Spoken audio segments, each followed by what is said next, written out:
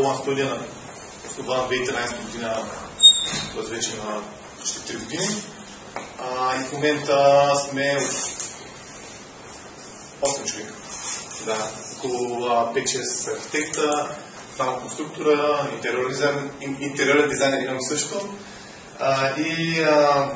С две думи се занимаваме с както за спортиране сгради.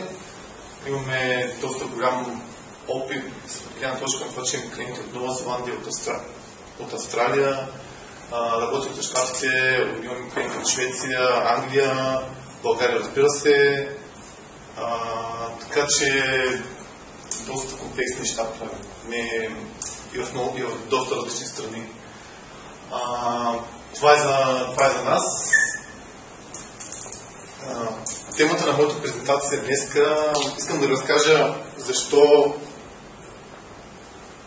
All One Studio е по този начин организиран и каква беше моята идея в началото и защо вярвам в тези неща и мисля, че това е правилен начин на структура на фирма и начин на работа.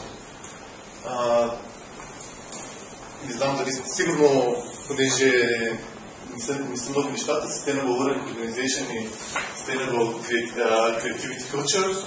Само ще кажа, че някои неща ще ги казваме на английски, защото в България повече книги, които чета информация, както се информираме на английски. Ключовата дума за мен е в една организация, в смисъл компания, няма да използвам думата компания, по-скоро ще наричам фирмите организация, защото за мен това е организация, екип от хора, която действа с една и съща цел. И ключът дума е Sustainable. Sustainable за мен е нещо, което всеки стартъп, който стартира някакъв бизнес, трябва да се стреми да прави. Sustainable означава бизнес, който работи без да е зависим от един човек от екипа. Тоест, ако един човек, независимо дали съм примерно с нашия екип и нашата организация, дали съм аз или някой друг, то да продължи да функционира по начина, по който е функционирало и да се самообучава. Тоест, да не е нужно да има външни стимули, продиктувани от някакъв друг начин, т.е. контролирани от някакъв друг човек. Хората, които са в тази организация да го правят, защото искат да го правят и защото че това е правилното нещо. Може ли да се намесвам на програма на презентация? Защото в Agile Community това го наричат да отговаря на the bus test. Тоест, ако някой го прегази автобус, организацията да може да продължи да функционира. Ние го придобило популярност точно като the bus test. Това нещо.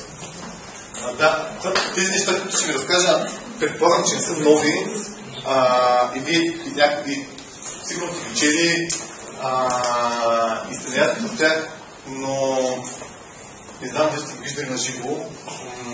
Ние се стараем, ние ги прилагаме в нашата организация. Сега, това, което ще започна кое за мен е грешният подход в повечето компании.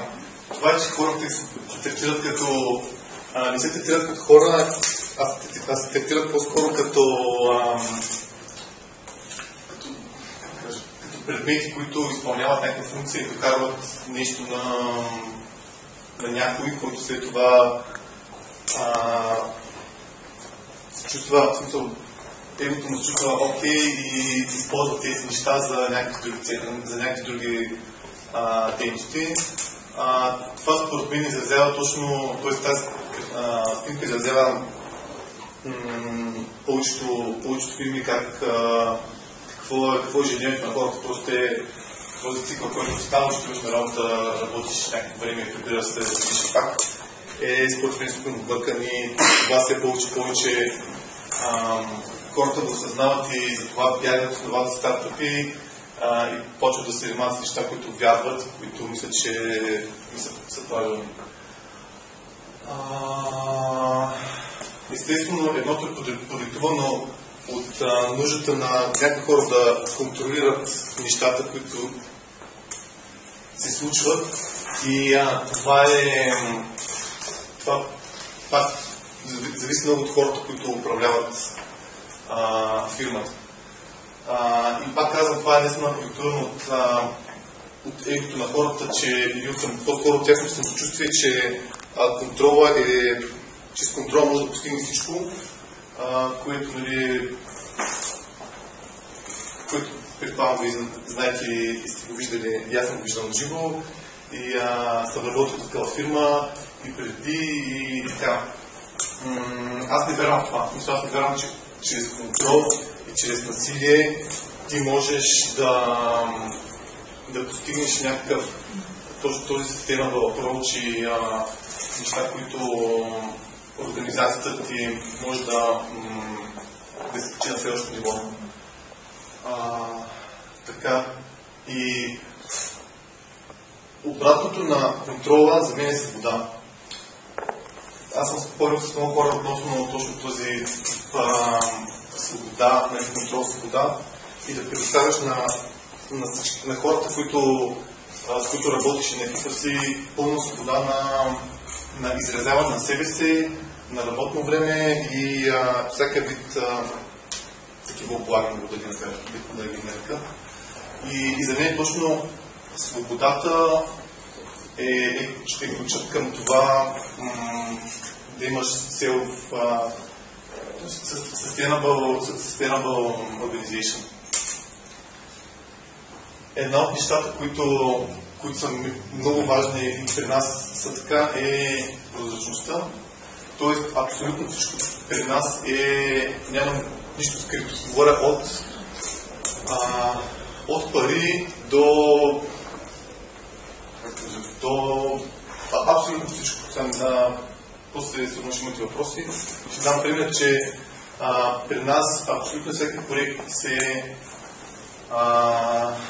всеки знае колко е офериран, за колко се работи, колко ще изкара и как се разпределят бюджета по всеки един проект.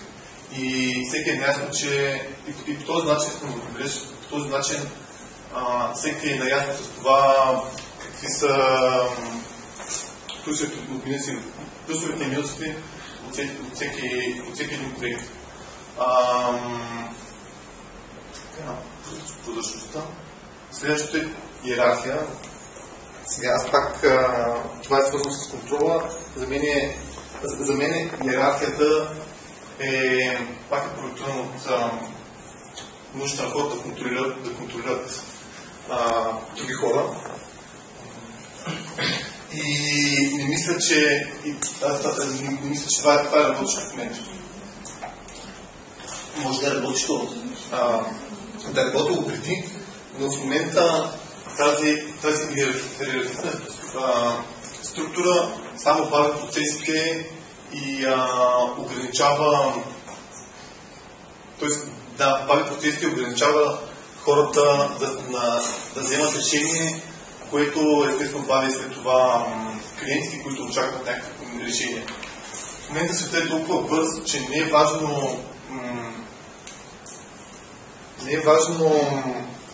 каква идея имаш, на колко бързо ще реализираш. Мисля, че хората ще се съгласят с мене. Така че този процес, докато една информация стигне от един човек до шефа, който взема решение, който се връща пак от същата линия надолу, е много бавна и не работеща. Следващото нещо е това, което ние прилагаме, е процес, който всички сме равни. Тоест, аз и моите колеги сме на едно ниво, работим и най-съща стая, по никакъв начин няма титли и длъжности, т.е. синиор архитект, джуниор архитект или някакви такива разделения между хората. Всички сме на едно ниво.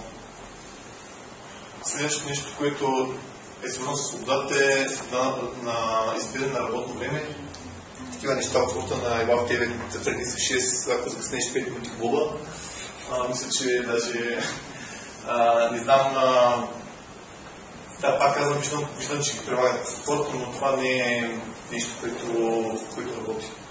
Мисля, аз съм хората, които работят, стигнат до такъв етап, че да ги наказвате, че закъсняват на работа, това означава, че просто всичко е избъркано, защото стимула им е изчезнал. И трябва да се помислите какво трябва да се промени.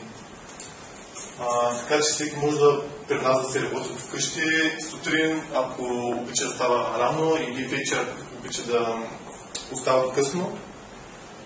Зависимо от това какъв е неговия режим. Никой няма, т.е. не се наказва или не е длъжен да казва, ще работят някъде или са от къщи или ще станат през в офиса. Офиса за нас е... Офиса за нас е място, среда по-скоро, където всеки може да се избира дали да работи от офиса или възможност за работно място.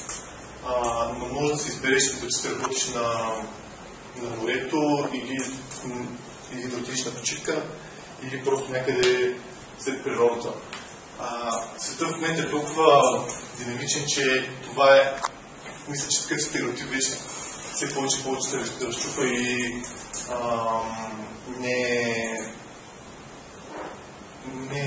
не работиш.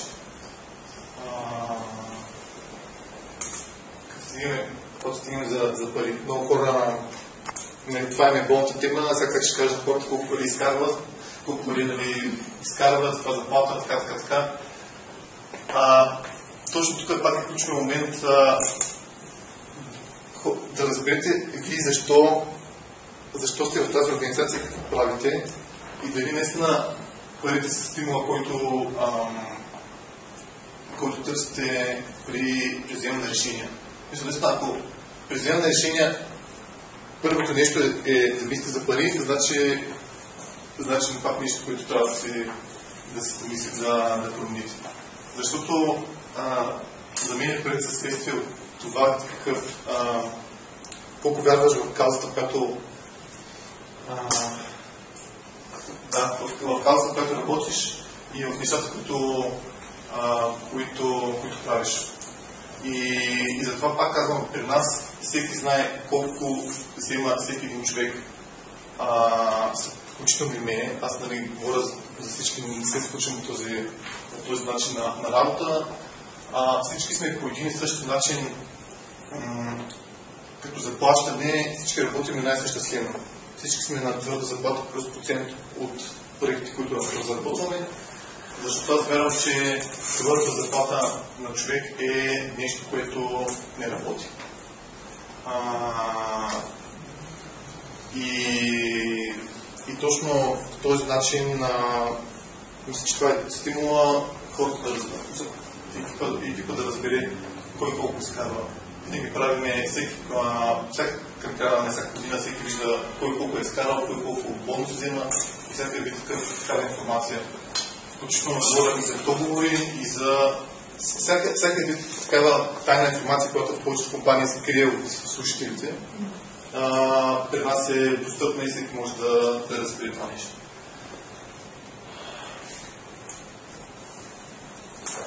Вземане на решения.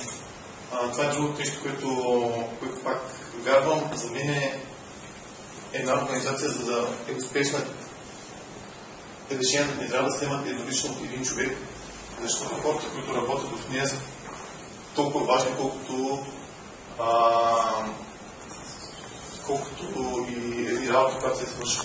И наистина всички решения, които ние вземаме, примерно, тъй да почнем да работим в някакъв проект или да не почнем, дори да отидем на тимбилдинг, някъде да не отидем, се вземат когато се гласуват съответните места или проекти, или когато се разискват вече бюджети и други неща. Няма човек, който не знае при вземане на решения дали този проект ще почнем или няма да почнем. Всеки си казва мнението и плюсовите минуси според него и вземаме решение за това.